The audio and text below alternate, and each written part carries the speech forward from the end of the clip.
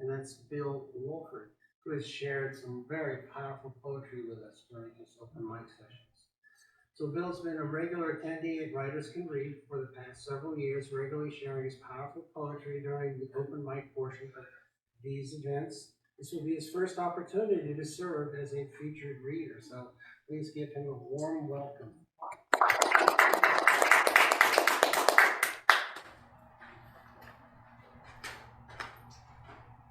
Thank you, guys, and thank you for the opportunity, Michael.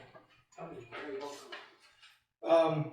So back when I was a kid, I would occasionally write poems about video games, and they were not very good.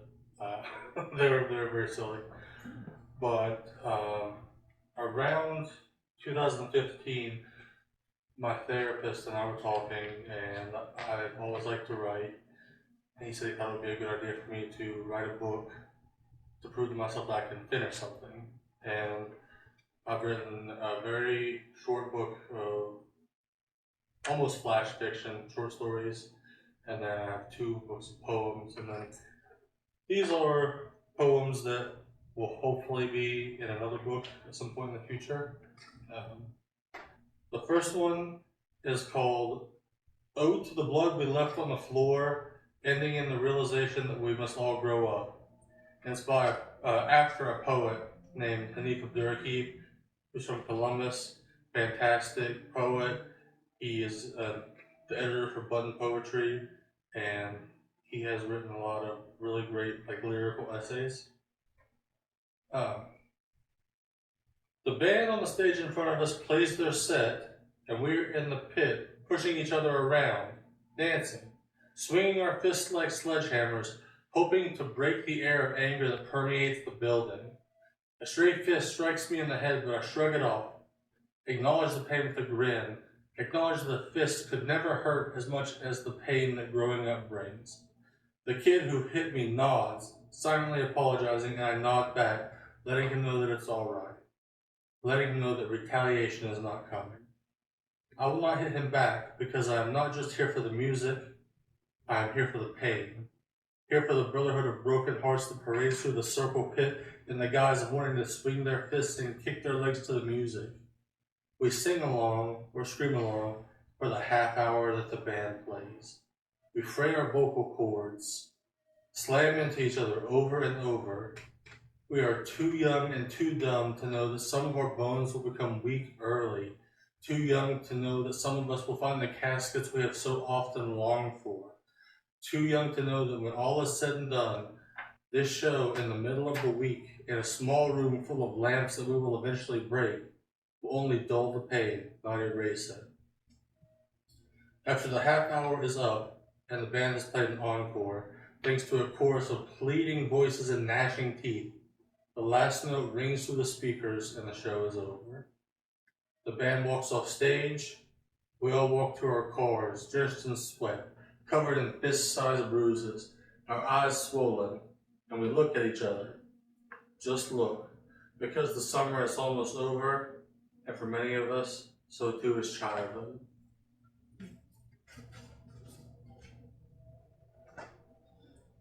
Then this next one, of course, if you live in the tri-state area, you know about the opioid epidemic. And I wrote this when I was 26, and at that point I already knew at least 5 people that have died of drug overdoses. And so it's a very painful, personal thing to see people sick like that, you know. And one of the ways to cope for me was to put words on paper. This is called the Concrete Grins.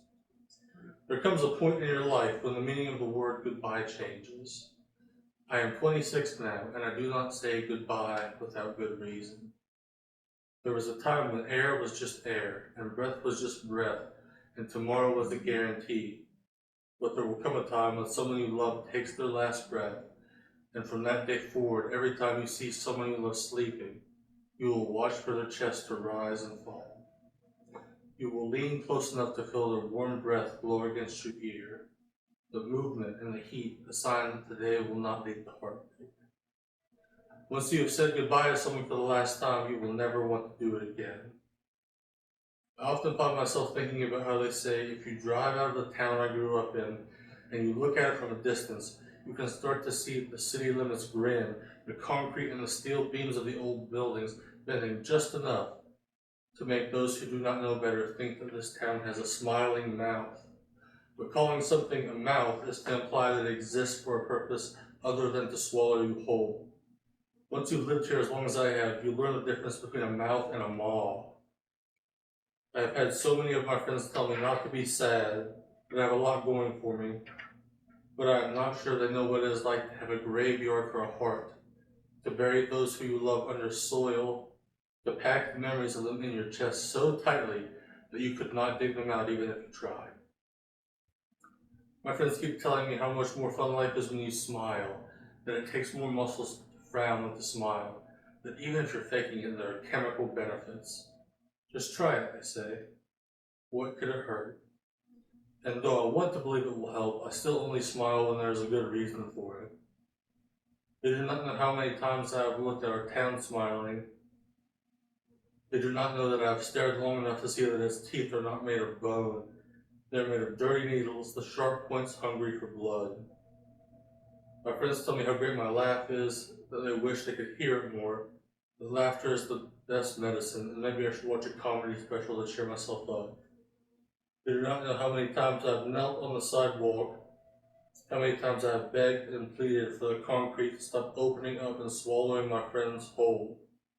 How many times I have offered myself in their place, only to be met with the ground shaking with laughter. I promise that the last time someone was taken from me was not the last time someone will be taken from me.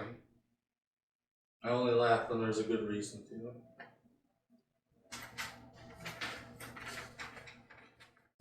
This next one is called Throne. I wrote it, it's not entirely about this, there are other things too, but my grandmother has dementia. She's in a nursing home, and we were very close when I was growing up, and maybe still would be, I don't know for sure, but she's not well, and it's a very difficult thing to process, and sometimes it makes you want to give up. That's just the long and short of it for me. But you can't. You just can't give up. That's the only option, in my mind at least. This is called Throne. Memory is a funny thing. They say each time you access one, it becomes a little weaker, until eventually, piece by piece, fragments chip away the details, until eventually the memory fades, until it is gone and it stays gone. I cannot think of a more cruel design than the human mind. Nothing else allows us to be both the sculptor and the clay.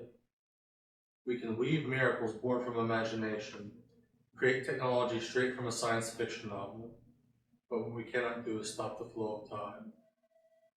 Knowing that everything will eventually be gone is to know sorrow, is to be placed at a crossroads. You will think of giving up. You will think about how hopeless it all seems. But then you will remember all the good there still is to be had, and that you have people who love you, and a garden will bloom from your chest, verdant and beautiful.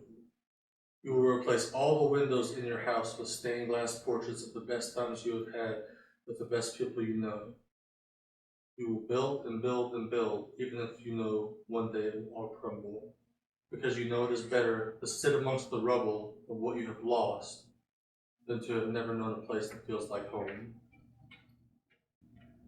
And then this one, something a little different.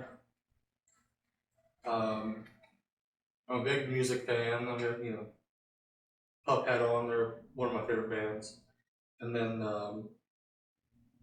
this has an epigraph from a band called Los Campesinos. They are an emo band from Wales that has a Spanish name. But they're very clever. I like their music a whole lot. But the epigraph is, I can't believe I chose the mountains every time you chose the sea.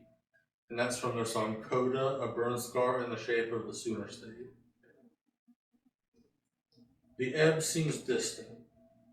The flow fills me up, and I can feel my saltwater heartbeat pulsing to the rhythm of a song I can't quite place. Cut to you in weird cities that I will never visit. That does not mean I have stopped looking for your face in every crowd I pass through. Cut to a dark back road, my 2004 Impala racing down a hill. I see a barn red mailbox on the right side of the road. I close my eyes and take my hands off the wheel. I think of slamming into the mailbox, of how it could scoop my heart out of my chest, how this is an opportunity for me to redefine dead letters. Cut to the stump of a willow tree. I can see that it has been hollowed out, that it is a husk now, and I wonder how hard it wept when it was still alive. Cut to a campfire. I do not tell any ghost stories. Even the flames must grow tired of bearing the weight of the dead. Cut to a lonely room. I cannot see the stars no matter how hard I look, only the ceiling. Cut to the ocean.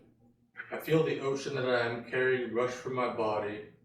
My heart becomes its own again. I will not miss the salt water. And then this is the last one I got. I wrote it quite a while ago, and I think it might still be the best thing I've ever written. I don't know. I'm attached to it. It's about parties. It's called We Were Here. We are young and the music is loud. And even though it's my playlist, not everyone loves the songs I have chosen. Those of us who know the words are singing, and though someone knocked over a beer, a river of alcohol making the floor slick, some of us are even dancing. None of us really know how. Our gyration is more like an alarm clock with bent legs shaking its way through the room. But that does not matter. What matters is that we are here, and there is love flowing through the room. I'm not saying that alcohol is love, but maybe that river of beer lying in the floor by the pong table is what we needed to wash away the pain that comes with growing up. To wash away the pain of our muscles learning to stretch across our bones like rubber bands until they are the proper length. To wash away the pain of all those we have lost, just long enough to remember that love is not relegated to any one room. Though the party will end in a few hours and we will all go our separate ways. Some of us home, some of us to different states. What matters is that we were here, that we bathed in that river together, that we learned how to love each other from a distance, because growing up means distance. And though things may never feel the same as they did here tonight, there will surely be times when we all hear the same song on the radio, and memories of that night cascade back to us, causing our hearts to beat at the same rhythm, even if not everyone loves the song that is playing.